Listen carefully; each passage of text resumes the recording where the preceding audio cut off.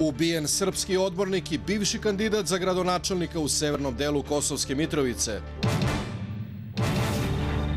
Odbornik u Skupštini opštine Severna Kosovska Mitrovica i član samostalne liberalne stranke Dimitrije Janićijević ubijen je pola sata posle ponoći. Motivi počinilac ubistva nisu poznati. U Kosovskoj Mitrovici je Zoran Maksimović.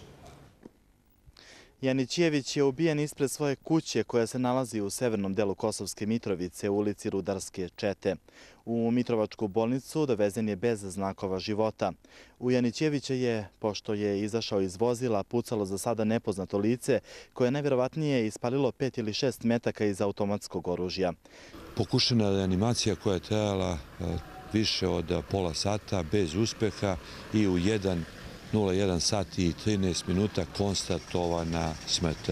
Jutros je od strane, a po nalogu istražnog sudije, preuzet radi sudsko-medicinskog veštačenja. Motivi i počinilac ubistva za sada nisu poznati, a policija je blokirala deo grada u kom se ubistvo dogodilo. Očekuje se također da policija danas saopšti više detalja o ovom ubistvu. Njegovo telo je iz bolnice prebačeno na obdukciju u Prištini. Ubijen Janićijević sa 35 godina je bio i kandidat za gradonačelnika opštine Severna Mitrovica na prethodnim lokalnim izborima na listi samostalne liberalne stranke. On je otac 3 dece, a 4. je na putu. Zoran Maksimović, Prva televizija.